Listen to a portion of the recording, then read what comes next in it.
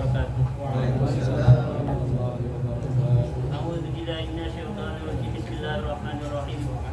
Alhamdulillahilladzi hadana bihadza wa ma kunna linahtadiya laula an hadanallah. Wassalatu wassalamu ala sayyidina Muhammadin nuril hidayah wa ala alihi wa sahbihi nutur rasyad. Rabbi shrah li sadri wa yassir li amri wa hlul 'uqdatam min lisani yafqahu qawli. Raditu billahi rabban wa bil islami dinan wa bi Muhammadin nabiyyan wa rasula wa bil qur'ani imaman wa hukman rabbi sidna ilma wa rizqna fahma amma ba'du faqul hadratal muhtaramin wal karamin para alim, para sepuh semua yang saya hormati dan saya muliakan, wabil khusus kepada pimpinan Majlis Ta'lim Syamsi Sumus, bila Bapak Ustaz Mabrur yang saya cintai dan saya muliakan serta saya hormati. Tak lupa kepada orang tua kami, senior kami, Bapak Tesanin, Bapak Mudasir, Bapak Rustam, Bapak Soto, Bapak Mito, Bapak Abdul Rahman, semua yang saya hormati dan saya muliakan, serta rekan-rekan semuanya seija, senasib, seperjuangan yang saya cintai dan saya muliakan, dan insya Allah dimuliakan oleh Allah Subhanahu wa Ta'ala. Allahumma amin ya rabbal alamin. Saudaraku, mari kita sama-sama baca hamdalah. Alhamdulillahirabbil alamin. Sebagai ungkapan rasa syukur kita kehadirat Allah Subhanahu wa Ta'ala yang telah memberikan nikmat hidup yang begitu besar dan begitu banyak kepada kita sekalian. Di antara nikmat hidup yang masih dapat kita rasakan bersama-sama sampai di malam hari ini, alhamdulillah kita bisa menghadiri kembali majlis yang mulia ini, majlis zikir, majlis ta'lim, majlis sholawat, majlis silaturahim. Semoga dengan berkahnya kehadiran kita di dalam majlis yang mulia ini, apa yang menjadi hajat kita dikabul, dijabah oleh Allah Subhanahu wa Ta'ala. Dan semoga apabila di antara kita ada yang sedang kurang fit, kurang sehat, gak enak badan, semoga diberikan kesembuhan, kesehatan oleh Allah Subhanahu wa Ta'ala. Dan insya Allah berkahnya majlis yang mulia ini, dosa-dosa kita diampuni oleh Allah Subhanahu wa Ta'ala. Allahumma amin ya rabbal alamin. Alhamdulillah kita bisa duduk di dalam suatu majlis yang mana di majlis ini tak ada satu orang pun yang dirugikan. Menurut sabda baginda Nabi Muhammad SAW, bahwa tak ada satu pun orang yang dirugikan ketika duduk di dalam majlis zikir. Enggak ada. Anak kecil, orang tua, laki-laki, perempuan, tidak ada yang dirugikan ketika duduk di dalam majlis zikir. Kenapa dikatakan tidak dirugikan? Sebab salah satunya, bagi orang yang sudah balik tentunya, dosanya diampuni oleh Allah Subhanahu wa Ta'ala. Itu yang pertama. Keduanya, insya Allah kedamaian, ketentraman diturunkan oleh Allah Subhanahu wa Ta'ala, masuk di dalam hati kita semuanya. Pulang dari sini insya Allah suasana hati kita menjadi sejuk, menjadi damai, gak galau, insya Allah ya, insya Allah. Berkahnya apa? Berkahnya majlis zikir. Salawat serta salam semoga tersanjungkan pada baginda Nabi Muhammad sallallahu alaihi wasallam. Tanpa panjang kalam, mengikuti mas saya, mari kita sama-sama lanjutkan pengajian kita dalam fikih, masih dalam pembahasan seputar azan dan iqamah. Saya bacakan terlebih dahulu teksnya, kemudian nanti saya masih punya PR dengan pertemuan yang sebelumnya, masih ada beberapa PR yang insya Allah nanti akan saya selesaikan PR-nya. Bismillahirrahmanirrahim. Yang akan saya sampaikan pada pertemuan kali ini berkaitan dengan syarat bagi muadzin dan orang yang iqamah. Syaratnya muadzin. Saya bacakan teksnya. Wa istaratu fil adzani wal iqamati al-islamu at-tamyizu wa tartibu wal muwalatu baina kalimatihima wa adamu bina'i ghairi wa li jama'atin jahrun bihaitsu yasma'u minhum wahidun walau bil quwwati wa dukhulu waqtin walau fil waqi. Bismillahirrahmanirrahim. Disyaratkan pada azan dan iqamah, syaratnya yang pertama harus beragama Islam. Orang yang azan, orang yang iqamah, syarat yang pertama harus beragama Islam. Syarat yang kedua mumayyiz. Artinya mumayyiz apa? Mumayyiz artinya pinter, pandai. Pandai di sini artinya apa? Pandai di sini artinya adalah dia sudah bisa mandiri, ya. Makan sendiri bisa, mohon maaf, ya. Pakai baju sendiri sudah bisa, ya.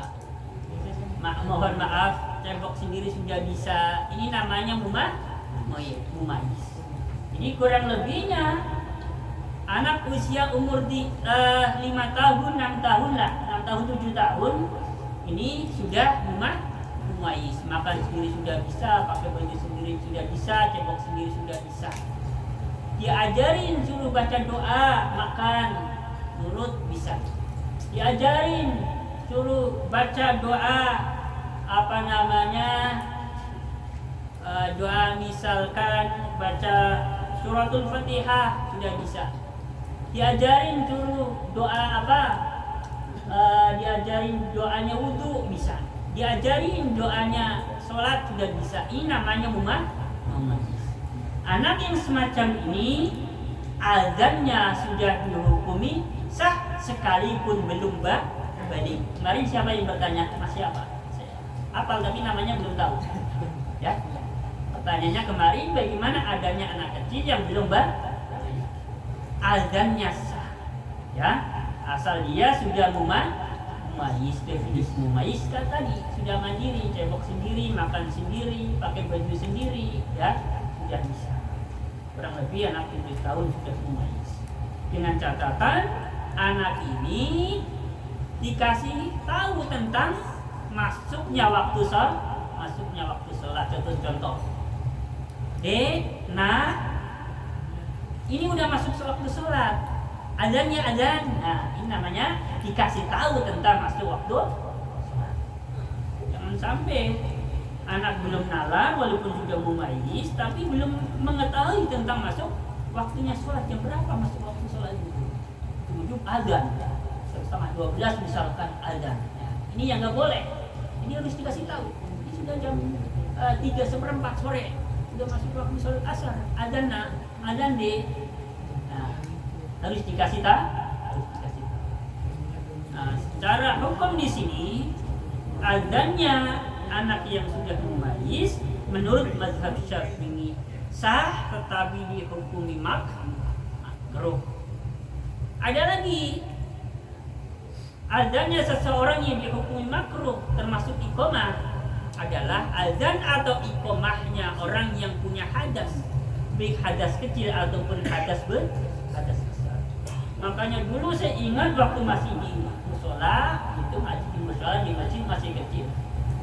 Kalau mau azan ada yang ngasih tahu nih anak-anak yang gede-gede, wudu dulu gitu. Ya. Karena memang apa? Karena memang hukumnya makruh. Punya hadas, azan atau iqamah. Kalau bicara sah, ini masalahnya makruh. Jadi nampaknya sudah terbiasa ketika kita masih kecil sudah diajari untuk menghindari hal-hal yang makruh, walaupun saat itu tidak dikasih tahu. Azan dulu, wudu dulu, sebab kalau nggak wudu dulu, ya, memang nggak sampai segitu ngasih tahunya. Wudu dulu, baru azan. Bahkan ada yang nakut di saat itu, namanya anak kecil. Kalau azan belum ambil air wudu, azannya nggak sah katanya waktu itu. Ya nurut, namanya anak kecil. Ya, jadi setiap mau azan mesti ambil air wudu. Syarat yang pertama Islam, syarat yang kedua sudah mumayyiz. Syarat yang ketiga tartib, tidak boleh dibolak-balik. Asyhadu an la ilaha illallah, Allahu akbar, Allahu akbar. Ini namanya tidak tartib. Atau hayya 'alas shalah, Allahu akbar. Ini namanya enggak tartib. Tidak boleh atau tidak sah adzan yang tidak tartib. Terus syarat berikutnya harus mualah. Mualah ini artinya tanpa ada jeda, berurutan beriringan. Pembahasan tentang masalah jeda ini ada istilahnya jeda yang diperbolehkan. Ada pembahasan nanti di dalam kitab Al-Fiqh Al-Madzhabil Arba'ah. Saya lanjutkan di sini. Bismillahirrahmanirrahim. Bismillahirrahmanirrahim. Ini tadi melanjutkan tentang pembahasan jeda di antara kalimat-kalimat azan. Saya bacakan teksnya dulu. Al-kalamu halal adani yukrahu al-kalamu al-yasiru bi khairi ma utlabu syar'an. Jadi berbicara saat adzan ini bagi muadzinnya, bukan bagi yang mendengarnya. Orang lagi adzan ngomong. Di antara kalimat-kalimat adzan itu ada jeda untuk ngomong misalkan. Ini hukumnya makruh. Tapi kalau kalimatnya ini kalimat yang pendek, yang singkat, dihukumi. Kalau lagi adzan obrolannya panjang atau perkataannya panjang, maka nanti wajib diulang. Ya. Mungkin dengan kata lain dinyatakan azannya tidak sah, makanya diulang. Tapi kalau kalimatnya pendek, singkat atau sedikit, ini hanya dihukumi makruh. Nah, tetapi berkaitan dengan masalah kalimat azan yang harusnya muwalah atau huli-huli atau beriringan, tidak boleh ada jeda. Tapi di sini ada sesuatu justru yang disunahkan. Ada seorang muadzin baru Allahu akbar, Allahu akbar, ada orang salam. Hukumnya bagaimana bagi muadzin menjawab salam? Maka di sini dijelaskan hukumnya wajib. Jadi boleh ada jeda, tapi tertentu kalimatnya. Satu contoh, menjawab salam boleh. Sedang azan menjawab salam. Bahkan di sini dihukumi wajib. Kemudian ada lagi kalimat yang diperbolehkan. Jeda. Orang yang azan. Tadi azan Allahu akbar, Allahu akbar, Allahu akbar, Allahu akbar, asyhadu an la ilaha illallah. Dengar ada orang bersin, membaca alhamdulillah, alhamdulillah. Nah, kita disunahkan ya mendoakan. Apa kalimatnya? Mendoakan orang bersin. Kalau yang bersin ini membaca alhamdulillah, kalimatnya yarhamukallah. Jadi artinya ada kalimat-kalimat yang diperbolehkan bagi muadzin ya, ini menjadi jeda atau terjadinya di tengah-tengah saat dia sedang azan. Salah satunya menjawab salamnya seseorang, kemudian mendoakan orang yang bersih. Jelas ya Pak RT ya. Jadi kalau misalkan Pak RT lagi sholat di rumah, Pak RT azan belum selesai, ada tamu namanya Pak RT ya, sering ada tamu ya, baru hayya 'alas shalah, jawab aja Pak RT, waalaikumsalam misalkan, jawab sekali belum dengar, tok sampai hayya 'alal falah, assalamualaikum, jawab lagi waalaikumsalam, kayak gitu ya. Sekarang kita tahu hukumnya ya, nggak apa-apa. Saudaraku rahimakumullah, semua yang saya hormati dan saya muliakan. Kemudian kemarin ada pertanyaan dari Bapak Rustam. Kemarin saya sudah tanggapi bagaimana adzan dengan langgam jawab. Jadi di sini 4 ulama pelopor mazhab masing-masing berkomentar. Jadi mazhab Hambali ini berbicara tentang lagu ya, lagu. Kalau lagu itu ketika kita azan kemudian lagunya kayak gitu ya, nadanya itu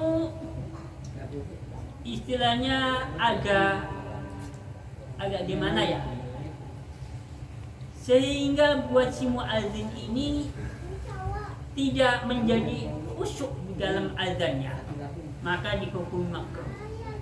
Jadi sebaiknya bagi muadzin ketika mengumandangkan suara azan maka lagunya jangan sampai menggunakan lagu yang sekiranya menghilangkan atau mengurangi kekhusyukan. Ya, Pak Ristam. Jadi masalah lagunya apa saja di sini tidak dibahas. Yang penting jangan sampai lagunya itu menghilangkan kekhusyukan. Nah, jadi ya sebaiknya dihindarilah langgam yang mendatangkan kontroversi. Ya, walaupun di sini tidak ada keterangannya dihukumi tidak boleh. Masalahnya apa? Masalahnya mendatangkan fitnah. Jadi bahan perbincangan, sebagian menganggap itu sebagai perbuatan yang tidak bagus, sebagian lagi menganggap perbuatan yang bagus. Jadi alangkah lebih baiknya menggunakan nada atau lagu yang sudah familiar saja lah ya, supaya tidak mendatangkan fitnah itu saja ya, menurut saya ya Pak Ristam ya. Masalah lagunya mau lagu apa saja, yang penting tidak sampai menghilangkan kekhusyukan bagi si muadzin. Kemarin pertanyaan dari Ustadz Hanafi ini berkaitan masalah jawaban bagi orang yang mendengarkan suara azan atau iqamah. Saya membaca atau membuka kitab Iqamatul ini. Saya langsung bacakan. Berdasarkan hadis baginda Nabi Agung Muhammad SAW berkaitan dengan jawaban orang yang mendengarkan azan ataupun iqamah. Baginda Nabi Agung Muhammad SAW bersabda, "Idza sami'tum nidaa faqulu mithla ma yaqulu mu'adzinu," muttafaqun alaih.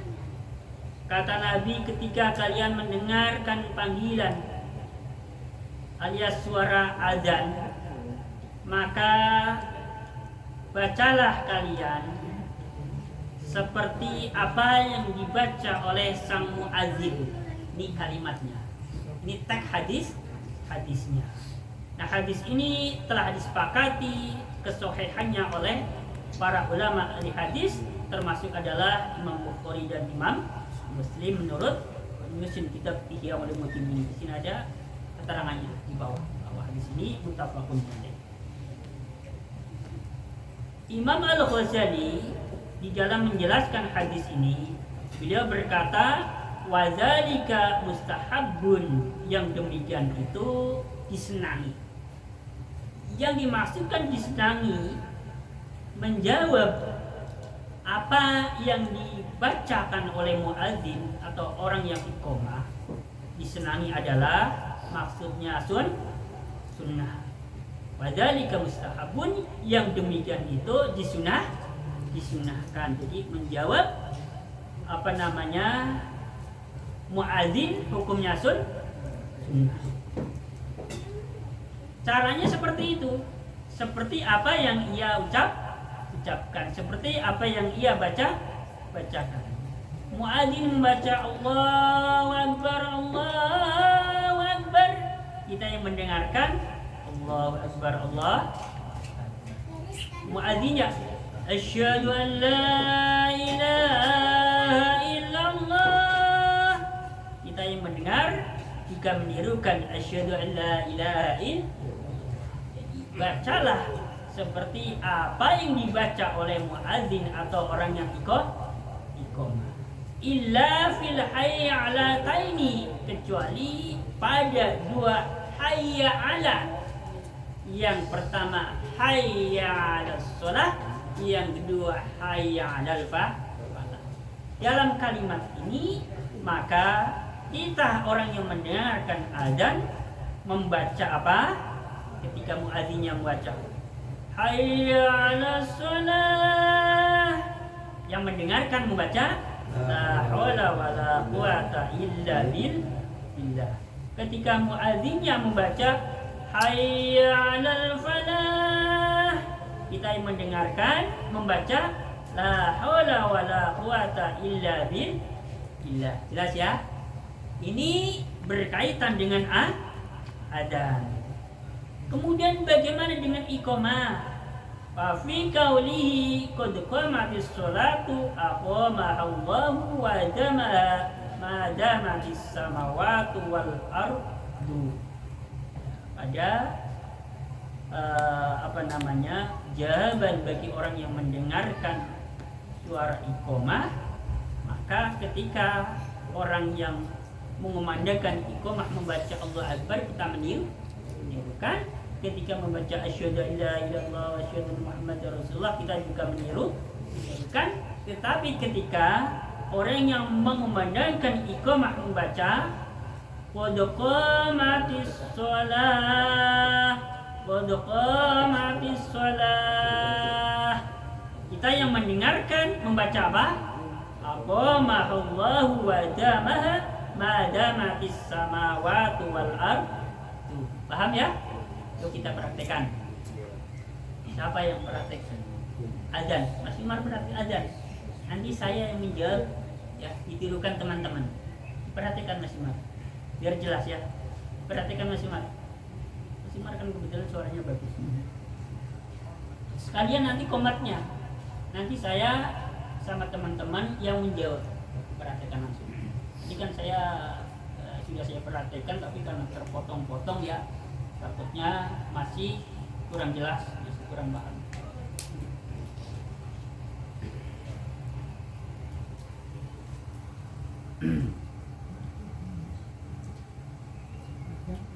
Allahu Akbar, Allahu Akbar, Allahu Akbar, Allahu Akbar. Allahu Akbar, Allahu Akbar, Allahu Akbar, Allahu Akbar. Asyhadu an la ilaha illallah, Asyhadu an la ilaha illallah. Asyhadu an la ilaha illallah, Asyhadu an la ilaha illallah. Asyhadu anna Muhammadar Rasulullah, Asyhadu anna Muhammadar Rasulullah. Asyhadu anna Muhammadar Rasulullah,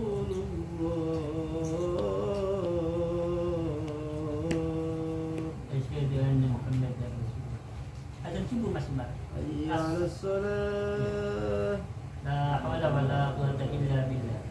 hayya 'alas shalah, La haula wala quwwata illa billah. hayya 'alal falah, La haula wala quwwata illa billah. hayya 'alal falah.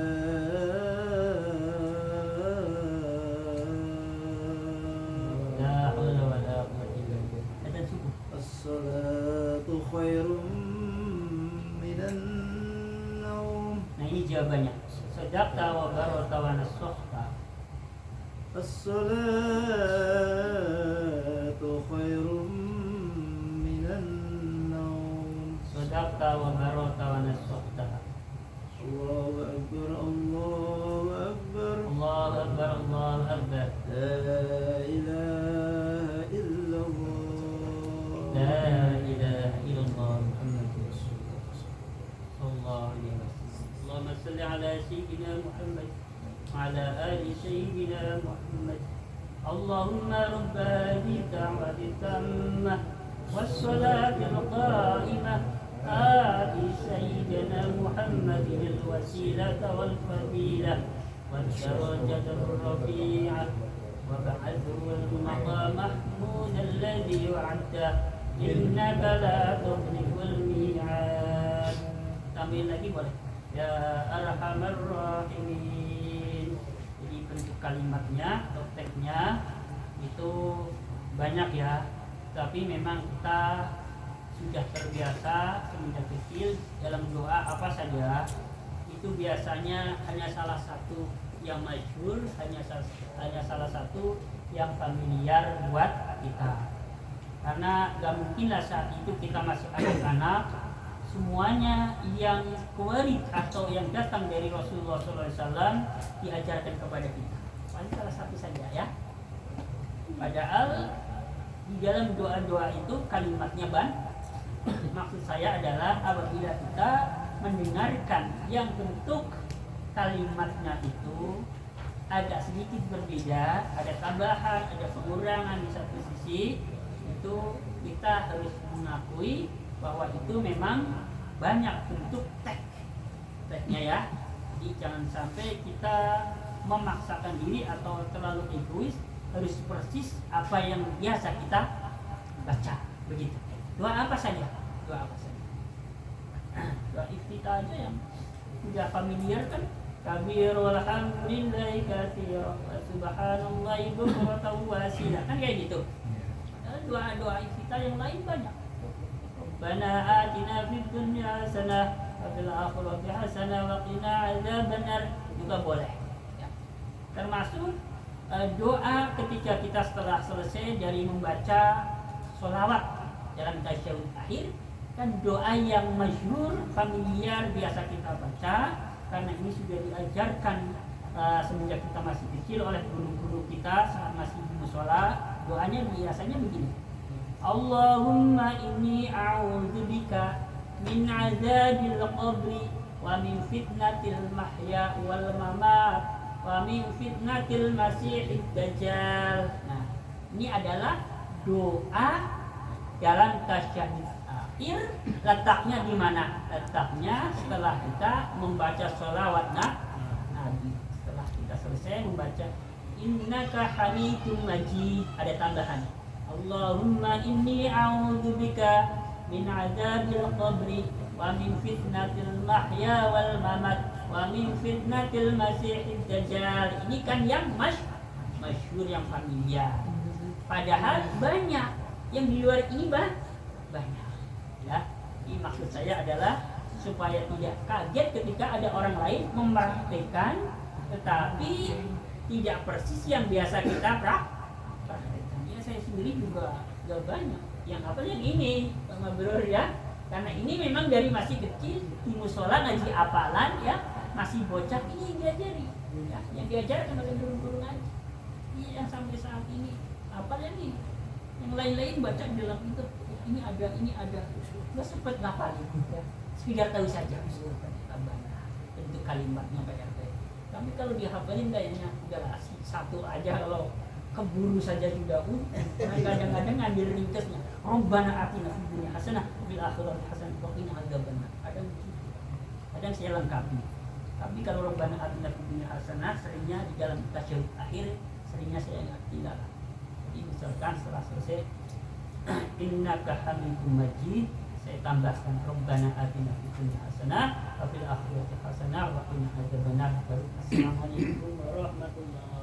Kadang kalau lagi menghubungikannya nggak dibaca. Tapi kalau lagi agak rileks sholatnya dibaca ya. Tapi yang nggak ketinggalan biasanya kalau saya ini Rabbana atina fid dunya hasanah wa fil akhirati hasanah wa qina adzabannar. Setelah selesai membaca sholawat Nabi setelah tasyahud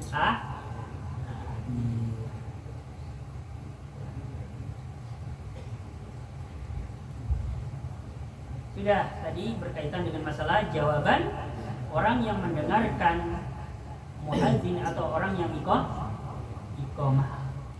Ini sudah jam 10 kurang 5 menit. Saya persilahkan kepada teman-teman, barangkali ada yang mau mengajukan sesuatu yang ingin diperjelas lagi, silakan. Komatnya belum. Ada tidak? Komatnya belum tadi kan? Kan? Komate durung adzan. Oh komate, ya perhatikan Mas Umar sekalian tahu. Ya. Jadi jawabannya ngikutin saya ya, jawabannya. Mas Umar memperagakan komatnya, saya memperagakan jawabannya. Nanti teman-teman ngikutin saja. Silakan Mas Umar. Allahu Akbar, Allahu Akbar, asyhadu an la ilaha illallah, asyhadu anna Muhammadar Rasulullah, hayya 'alas shalah, hayya 'alal falah, qad qamatis shalah, qad qamatis shalah. Allahu Akbar, la ilaha illallah. Itu ya. Tadi ada yang di depan saya. Jadi pas Allah Akbar kita menirukan Allah Akbar asyhadu an la ilaha illallah, kita menirukan asyhadu anna Muhammadar Rasulullah, hayya 'alas shalah hayya 'alal falah, qamatis shalah hayya 'alas shalah hayya 'alal falah, kita menirukan juga ya. La haula, kita menjawabnya dengan la haula wala quwata illa billah. Sama ketika mendengar atau menjawab jawabannya muadzin. Yang membedakan adalah ketika yang iqamah ini membacakan kalimat qad qamatis shalah, maka jawaban kita aqamahallahu wa jamaha ma damatis samawati wal ardi. Ayo bareng-bareng. Qad qamatis shalah, aqamahallahu wa jamaha ma damatis samawati wal ardi. Ya hafal ya? Insyaallah. Kan? Ada yang belum? Insyaallah. Ini, saya kasih tahu ya, kalau ada yang belum hafal, nanti putar YouTube-nya. Ya udah, ya kan beres kan? Daripada saya suruh nulis takutnya lupa, tarsuk ya. Soalnya saya ada PR dari Pak Ustadz Mabrur aja, ini tarsuk ya. Kapan sempatnya ini? Ya sempat saya ingat ya. Mohon maaf Ustadz ya, bukan berarti saya mengabaikan. Satu minggu ini selain padat, juga sempat badan nggak enak juga ya. Kemarin sempat rodo masuk juga sama bos yang nggak malam tuh. 10 malam masih uber-uber ya. Saya mau istirahat masih dikejar-kejar. Ini udah malam, nggak ada hari lagi ya Mas. Aduh dan di karyawannya rodo wanis sedikit ya. Badan nggak enak banget ya Allah. Satu minggu ya. Semoga dengan berkahnya majelis yang mulia ini, ya Allah senantiasa berikan kesehatan kepada kita semuanya ya. Sehat badannya, sehat rohaninya, dimudahkan segala urusannya, baik urusan dunia, agama dan akhirat. Allahumma amin ya rabbal alamin. Barangkali yang bisa saya sampaikan pada pertemuan kali ini, semoga ada manfaatnya bagi kita semuanya. Insyaallah apabila ada yang masih kurang lengkap, kurang jelas pada pertemuan malam Jumat mendatang, saya masih menyampaikan seputar azan dan iqamah supaya betul-betul jelas ya. Mungkin saya di dalam menyampaikan kali ini ada yang masih istilahnya ketinggalan atau dalam penyampaian ini masih kurang jelas Pak RT. Ya maksudnya kurang jelas bukan berarti yang mendengarkan itu tidak paham, tetapi di dalam cara penyampaiannya saya masih kurang jelas lah, masih kurang bagus lah, sehingga dipahaminya pun kurang itu maksud saya ya. Saya menyadari bahwa dalam menyampaikan suatu materi kadang-kadang saya merasa ini kayaknya belum oke ini, jadi perlu diulang lagi, disampaikan lagi, diperjelas lagi ya, begitu ya maksud saya. Akhirul kali bila itu hidayah wa ridho. Assalamualaikum warahmatullahi wabarakatuh.